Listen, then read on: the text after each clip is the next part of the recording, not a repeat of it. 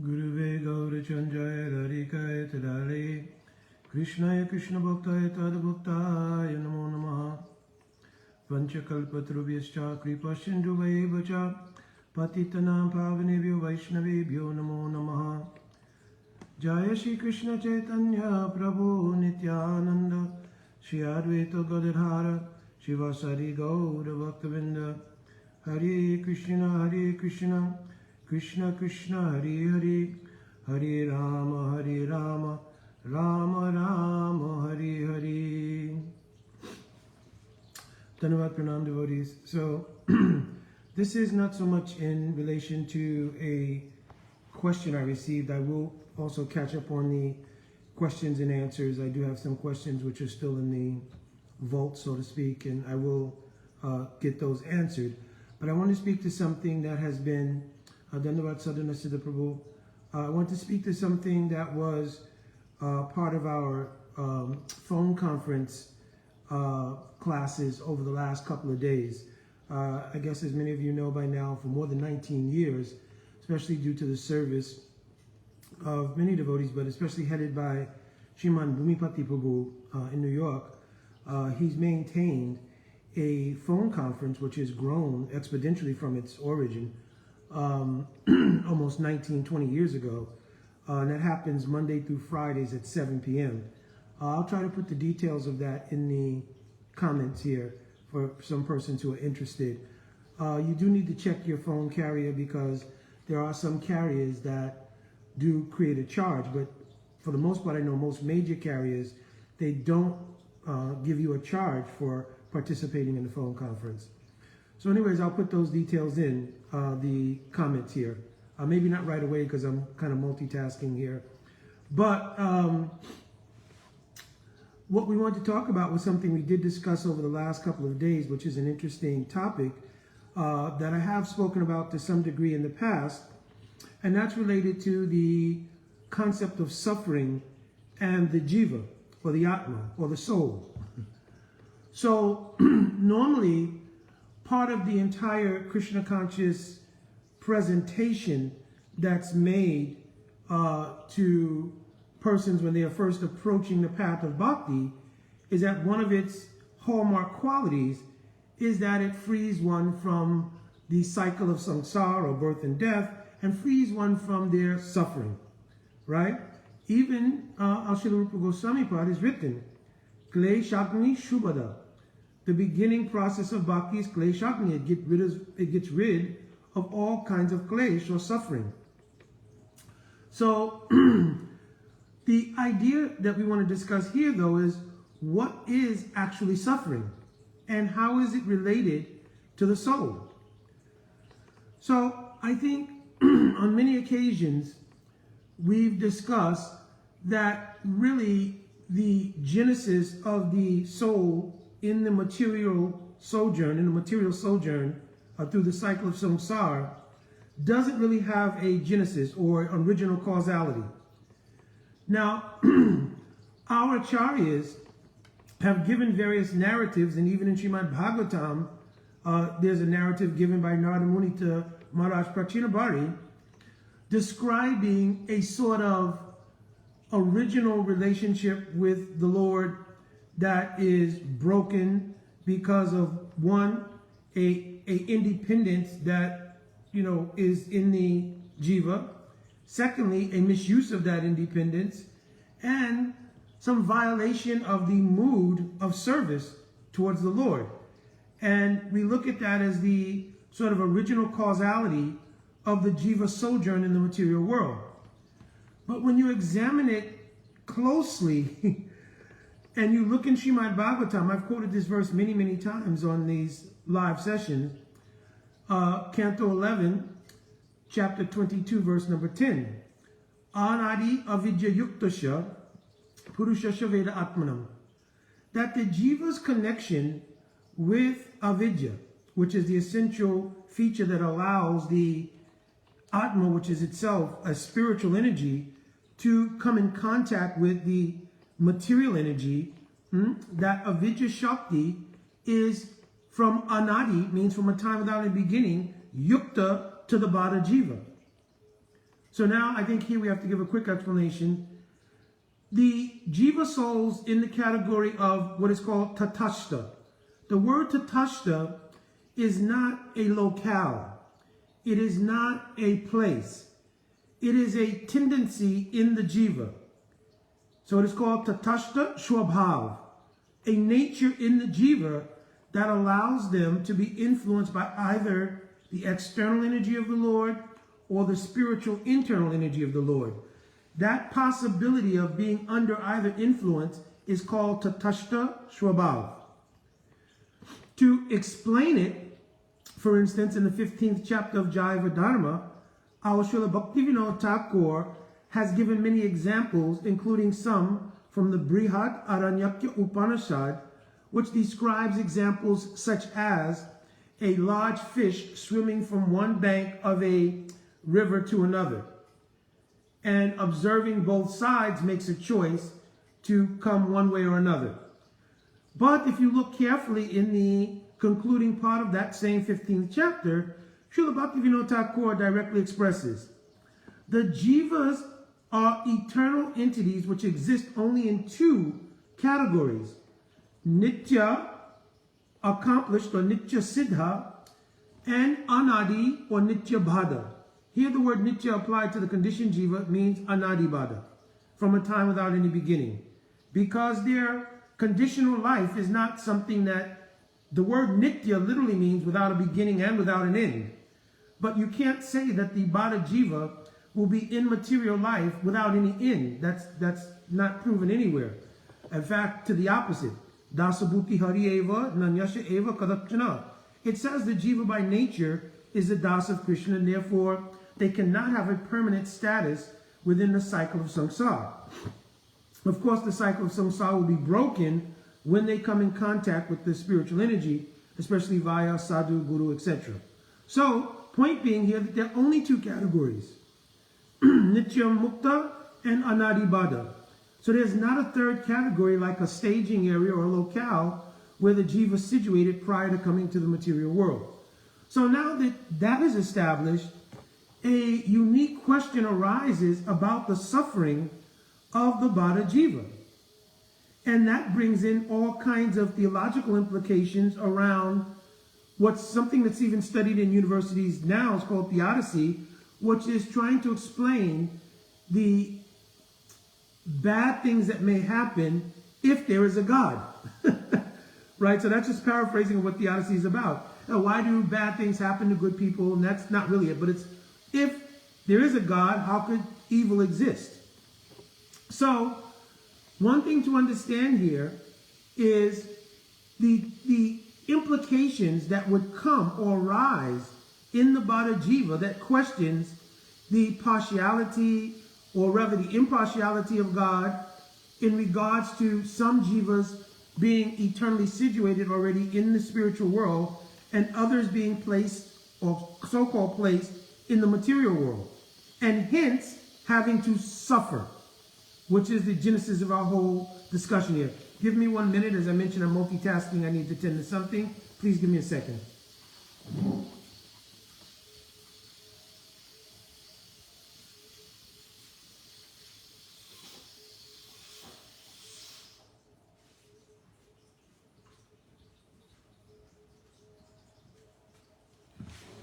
All right, please forgive me for that. That very seldom happens. Okay, so the bhada jiva then naturally has inquiry about why I would be put into a position seemingly that was a case of partiality, and I would have to suffer. So that's what we kind of want to deal with in this presentation here. One is, I've already mentioned that the jiva sojourn within the material world is anadi. Literally, the word anadi means something that has no beginning. But it is explained that the word anadi also means something that does have an end. So though it does not have a beginning or genesis, it does have an end. So all questions regarding original causality, the genesis of reasons why the jiva is in the material world, they're arising from the self-interest of the jiva while they're under illusion. While they're in the conditioned state, these questions are arising. well, Mukunda, can you please give some elaboration here? Because wouldn't it be natural that people inquire about why they're in a position of suffering? So, if we look that actually, from the point of Bhagavan, is there any such thing as the material world? Is there any such thing as suffering?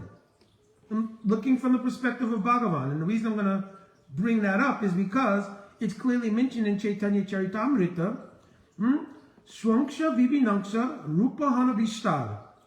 Here it's saying that in all of his different personal forms, means various incarnations, including Swayam Rup, or the original form of God, Krishna, Swamsa Vibhinangsha Rupahana Vishtar.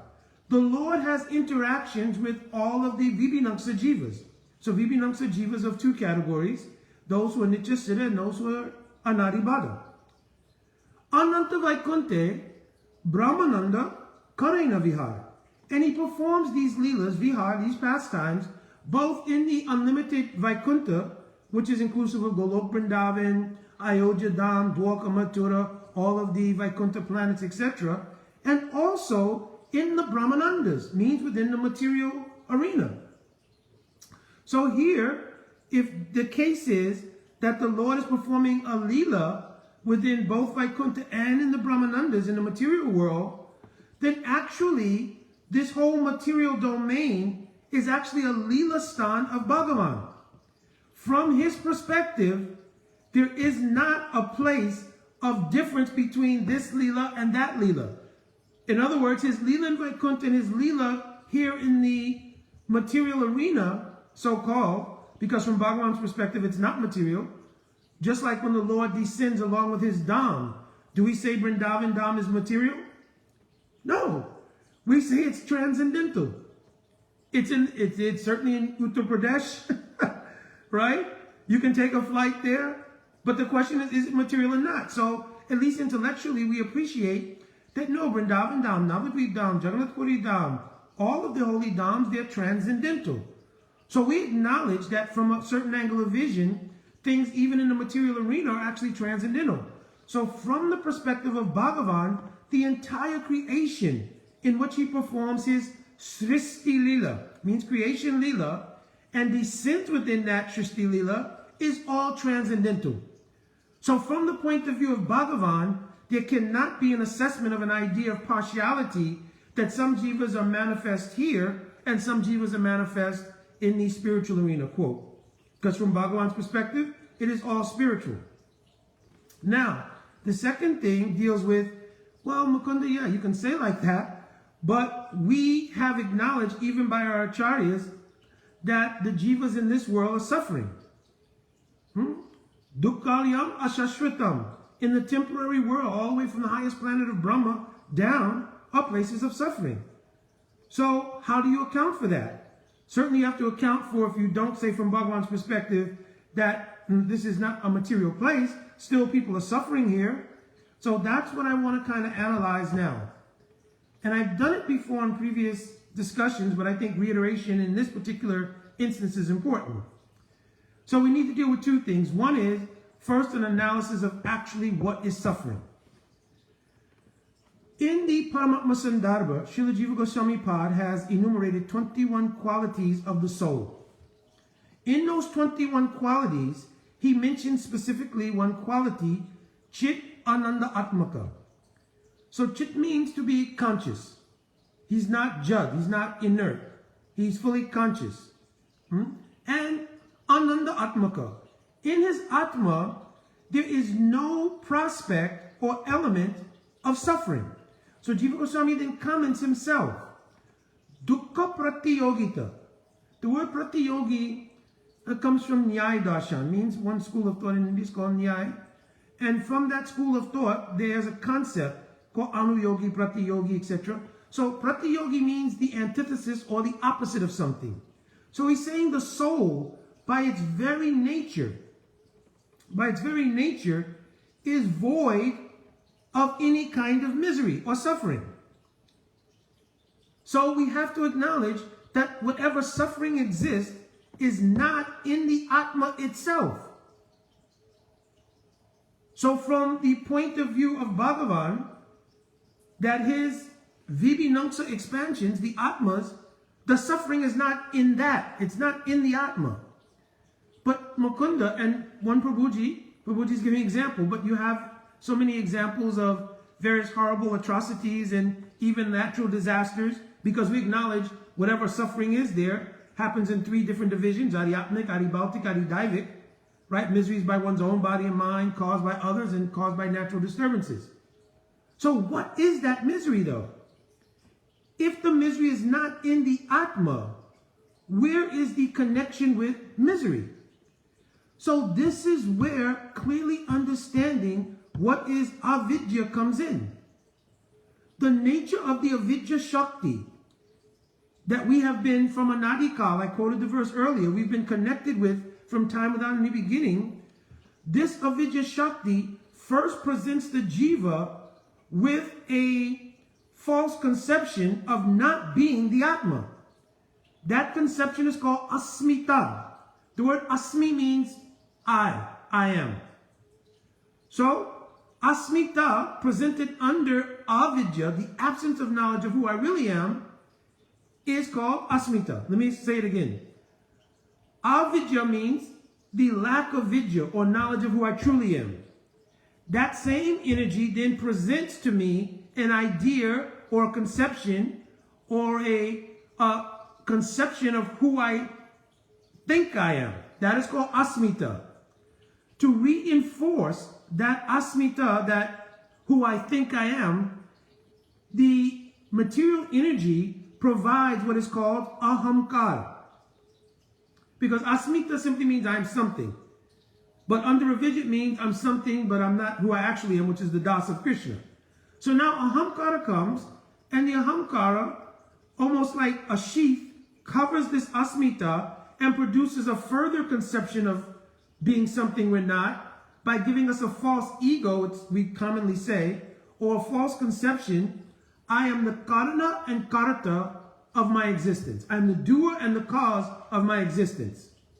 So right away, two misconceptions about self-identity are placed over the Atma. Jiva Goswami Pada has described this. Maya avrita surupa jnanata. Maya avrita means this covering of avidya, or Maya Shakti, does avrita, means it covers surupa jnanata, the knowledge of who I actually am. Due to that potency of covering my actual identity and presenting first asmita then ahamkara, I now have the conception of being whatever is the present karmic package that is unwound in the cycle of samsara. This is called an upadi. Like in the verse, Sava upadi vinir muktam, getting rid of all upadis leads to liberation. So an upadi is the particular designation in any given karmic dispensation that you get. Like in Srimad Bhagavatam it mentions, Kamana Daivana Natrena Jantu Dehokupatye. Right? That every new iteration of our existence, we're born to a particular family, in a particular place, under a particular circumstances, etc., etc. Then we get a particular designation, it's called the upadi. I've given this example before. Somebody becomes John Doe. Their parents are Jane Doe and Sam Doe. And they're born in this country, this place, under these circumstances. All of those three things, asmita, ahamkara, and your upadi, are now three coverings of your actual identity. In those false conceptions of the self, having relationship with the material energy, which has the features of dukkha, the vicarious identification of the Atma with those false identities, is where dukkha or misery lies. It's not in the Atma.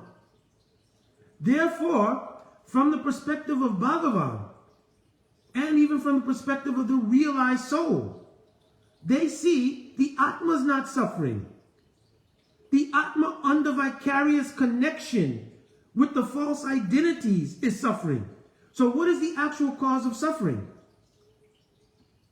The actual cause is that misconception, I am this material body with this particular presentation of ahamkara. That's where the misery is. The misery and suffering is in that vicarious connection. Because the Atma, of course, never directly touches material energy. I've quoted this verse many times also.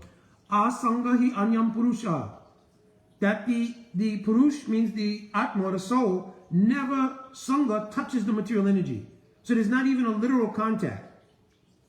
But because of this vicarious identification with a particular upadi, that means this body, I become thoroughly convinced, because one of the features of avidya is also called abhinivesh. Abhinivesh means the power to create an absorption that is so deep that one, the jiva cannot self-extricate. You can't get yourself out of it. In the third line of that verse I quoted originally from the 11th canto, 22:10, the third line says, Swato na sambhavanti. Anya, you yourself cannot extricate yourself from this absorption in Maya. It requires another person. That person is Gyanatva Gyanadobhave, who is a realized soul who's understood what is the nature of the Atma, what is the nature of Bhagavan, etc. And Gyanada means they have the Karuna Shakti, means mercy, or the attitude of wanting to give you that transcendental knowledge. So actual suffering exists in the vicarious connection, not in the Atma. And also not in the material energy. Because the material energy, it is in its nature to be both temporary and have the feature of duality, which means happiness and distress, suffering and not suffering. So another two features of avidya are rag and dvesh, the tendency to try to obtain happiness and avoid suffering. Because that's inbuilt, that's part of the nature of the material energy. So there's also not a fault in something being its nature. Just like an example is given, it is in the nature of some animals to bite, like snakes. Snakes bite. It's in their inherent nature. So we don't think if I was trying to help one snake and the snake bit me, oh, now it's the snake's fault, etc., etc. It's in the nature of the snake. It's in the nature of the material energy. You understand? That the three modes of material nature oscillate between goodness, passion, and ignorance and produce both suffering and happiness. That's in the nature of the material energy. So now in reality, when you look at it from that perspective, who is actually suffering? Because if the very first premise of bhakti is, I am not this body, am I suffering or not? Now, in a very pragmatic way, it is certainly proportional to our continued absorption in the material energy and the material body we have, that we experience what's in the material energy, which is happiness and distress, suffering and not suffering, etc. But it's not in the Atma. And certainly, the very first premise of bhakti is, you are the Atma. You're not the body. So I'm saying this to get a perspective on understanding why that when Bhagavan performs a lila, there may be jivas, that the Tatastha jiva is situated throughout the expanse of Bhagavan's lila, including the Shrishti lila. Because from the actual perspective, the jiva is not suffering. That is a part of the illusion of the jiva's vicarious identification with the material energy. So there is no original fault, there's no original causation or anything. It is in our nature to be the das of Bhagavan. And in being the das of Bhagavan, Bhagavan is also called Lilamai. Akila Rasa Amritamurti. He loves to taste rasa in so many different varieties of leelas. This is also one leela. Srila Bhaktivinoda Thakur in 16th chapter of Jayavadama is clearly explaining that. So then he goes on to explain, when you take that angle of vision, that this is the Shrishti leela, then from that angle of vision, we are participants. But if we have our own self-interest, then obviously our participation is not in Bhagavan's leela. It is in our own conceived leelas in one life after another. And therefore we are subject to the vicarious experience of suffering or happiness, etc., etc. But in reality, when we develop pure bhakti, which is called Anya Abhilas ita sunya, not having any other desire except anukulena Krishna anusilanam. All seal means endeavors are simply for the anukul or happiness of Krishna. There are nuances to that I'm not explaining here, but therefore, when that frame of mind is there, we don't say that we are suffering. Just like Jiva Goswami is given a warning. When our acharyas are present and they are performing pastimes, including the leelas of becoming sick or ill, etc., if they are actually pure devotees, especially Nitya Parikars of Bhagavan, who've descended to this world, we have to understand their so-called suffering is actually part of a leela. It is called the Acharya Leela. Because if we say the Acharya is under the same condition illusion we are, that we're identifying with this body and therefore that's why they're suffering, how can we then look at them as being Guru Tattva or our Guru Vargas or Acharya? So they display in the Acharya Leela discomfort, sickness Leelas, etc., etc. But they are fully realized of their internal identity. They're not bewildered by believing that I'm actually John Doe. You understand? They understand their internal identity. And proportionate to any aspirant in bhakti understanding their internal identity, they have less consciousness of suffering in the material world. And that's why one verse is there, Tatte anukampam sushamikshimano, bunja eva atma kritam vipakam. They're able to tolerate because they understand this is the effects of my prarabdha karma working itself out. Atma kritam. It was created by the previous activities that I've done, and now by the mercy of Bhagavan, that prarabdha karma is playing itself out. I'm not creating new karma if I'm engaged in bhajan sadhan in a proper way, and therefore one tolerates the outplay of the present or prarabdha karmas. Okay?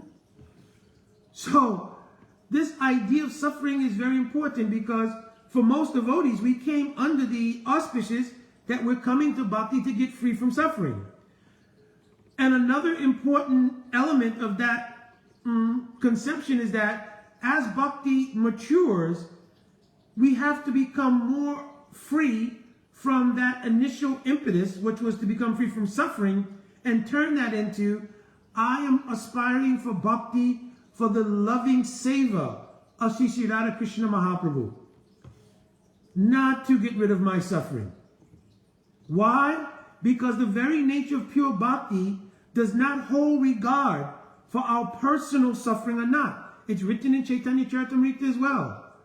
Atma sukhi dukhi gopyo na karele vichar. The gopis were the prime example of not being or taking consideration, vichar, of their own atma sukh and dukh. They only considered what will make Krishna happy. Therefore Krishna told, na pariham nirvaja samyujam, swaswadu kritam vibhura asyapiva. Even I have no way to repay you. Speaking in Lokik Sadbandhuvat means speaking in his Leela like ordinary human. He says, I have no way to repay you, even if I had the lifespan of Brahma. Yo ma bhajan durja geha shrinkala samvischa. Because you've given up everything to serve me. In Ujjalni Mani, it's explained there that of all kinds of suffering, for any young lady, the greatest suffering is any challenge or doubt of their chastity. When in Ujjalni Mani, it's giving a description of what is rag, it describes dukkam adikam chitte shukatvena eva rajayate. So here's describing that the nature of rag, the elevation of love, prem, comes to the stage of rag. What happens is that even when there's a circumstance in which dukkamadikam chitte, which there is dukk, then shukkat tvena eva rajayate. Almost like when you dye a cloth and you put a cloth in dye, that dye permeates the cloth. In the same way, shuk permeates the heart of the eternal associates of the Lord, especially the gopis.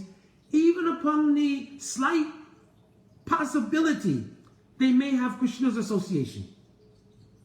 Like when Krishna goes for Gocharan, taking cows out and eating, sometimes gopis will go on Govardhan to look and see where Krishna is. That time in the blazing sun, the stones are so hot that it's causing so much pain. But on the pretense that I might see Krishna, on the possibility I might see Krishna, oh, their hearts become filled with sukh. And why do they want to see Krishna? Yatte sujata charanam burunam staneshu. They want to see Krishna. If you examine this verse, it's called Vasikrita verse, the last verse of Gopi Gita, because they want to give pleasure to Krishna, not for their own satisfaction. Why are gopis in such a deep mood of separation and sadness when Krishna goes to Mathura and Dwarka? Because gopis know the quality of our praying. It's called Samartha praying, Samartha praying, highest class of praying. And Radhika's is the highest of the highest. Madanakya Mahabhav. Knowing that Krishna only derives pleasure from that, he cannot derive pleasure from the queens in Dwarka. Their love is called Samanjasa, doubtful. So their suffering or pain is not for their own selves. It is because they're paying to think Krishna is not being happy. So in this way, Bhaktivinoda Thakur analyzes, give me one more second.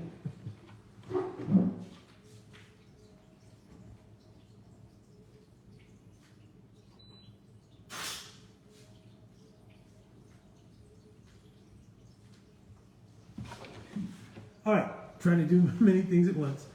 So Bhaktivinoda Thakur also analyzes even the associates of Bhagavan in his different leelas apparently undergo suffering. Would it not be suffering that the residents of Ayodhya had to watch as Ram was banished to the forest for 14 years? Who can understand the suffering of Kunti and the Panch Pandavas? I just explained the nature of the suffering of Brijabasis, especially gopis, when Krishna goes to Mathura and Dwarka. But why does their suffering only produce bliss?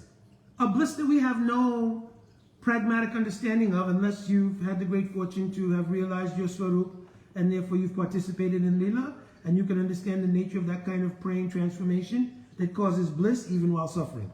If not, then all we have is our faith and our Sastra Praman and Sastra Yukti to understand these things. So it is explained that even in the depth of the greatest type of suffering, through separation, is the highest kind of bliss. We have no material metric that we can try to equate with that. And we'll simply end up using kalpana or imagination if we try. So we have to experience that by the growth of inner bhajan. But the praman is there, that there is no suffering in the spiritual dimension. So certainly all of their conditions are transformations of bliss. So what is the difference? None of us, I don't think, certainly all of us can attest to, based on our material vicarious connection, we can express various times we've suffered. But how many people can raise their hands and attest to the kind of suffering the Panch Pandavas went through? And hence, Mother Kunti being the mother, what kind of suffering she experienced? Who can experience what Mother Yashoda, Maharaj Nanda experienced? That very Krishna who was their life. If you look the backstory of Maharaj Nanda and Maya Yashoda, they had Krishna at a very going towards elderly age. They had not had a child. So Krishna was their everything. But now Akrura comes and takes to Mathura. So we don't, but there you don't find any protest, well, why did this happen to me? I am, after all, Mother Yashoda or Maharaj Nanda. Right? Why should this happen to us? You understand? You don't read anywhere like that. Of course, you may read there's expressions of their separation mood, but they don't make any complaint. You understand? And what is there was in the context of Leela. And it's in relation to Krishna, because here's the real thing. That all of their discussions are in relation to Krishna's happiness. Because Krishna doesn't really understand anyone as mother and father except Nanda and Yashoda. This is proven at Kurukshetra. When Vasudev and Devaki were present there, and Rohini Ma, along then came Yashoda and Nanda Baba, Krishna showed the depth of his love for Nanda and Yashoda. You can read this pastime, the meeting at Kurukshetra, you'll see. So here, my point is, Bhaktivinoda Thakur is emphasizing, even the eternal associates appear to undergo some kind of suffering. But because they only have Anukulena Krishna Anusilanam as the basis of their existence, they don't experience suffering, they experience bliss. Therefore, any suffering we're experiencing here is the result of self-interest for our own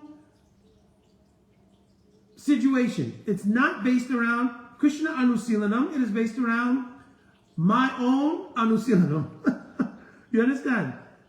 And that connection with the material energy in which we put ourselves in the position of the bhokta or the enjoyer naturally also comes concomitantly with dukkha, because the material energy has those two phases, sukh and dukh.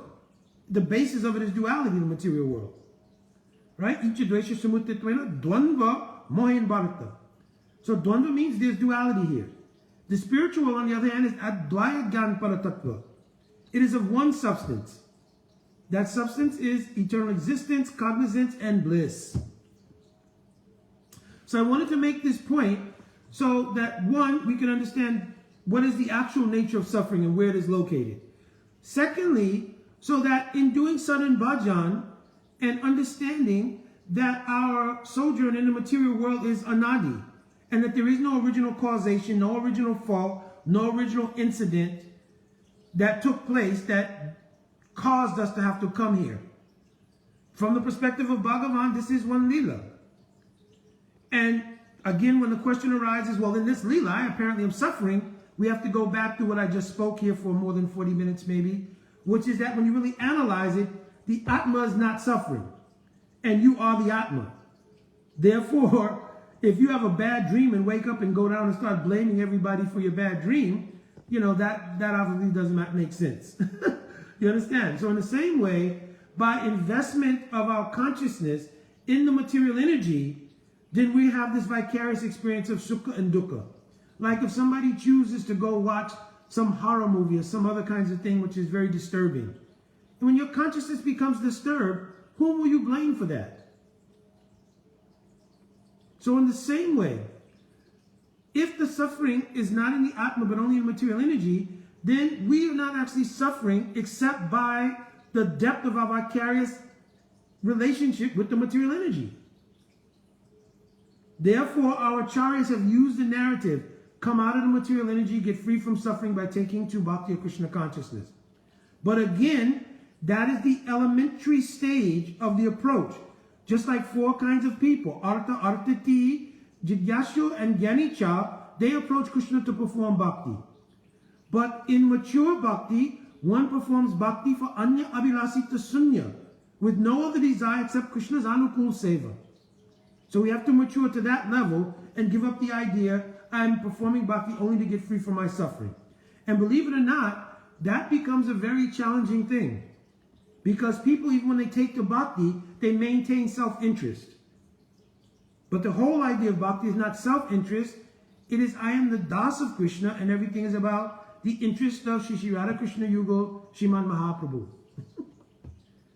All right, so hopefully this was a little helpful to give some insight into the concept of the jiva and suffering, and how to understand, hence, that the questions that arise in the jiva about original causality, etc., because that's why those questions arise.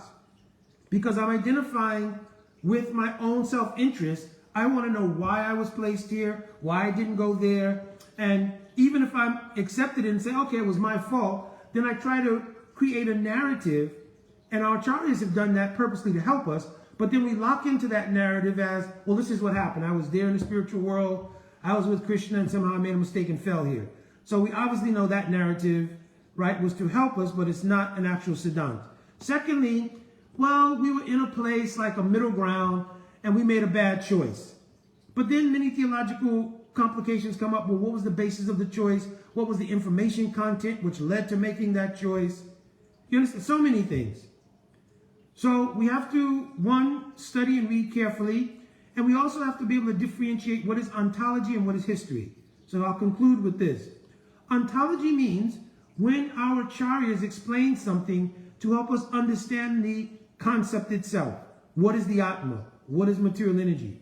What is our relationship with God.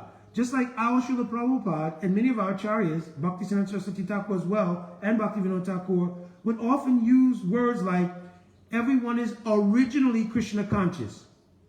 In common parlance, if I said that, we would have an indication we were historically, originally in a position of Krishna consciousness.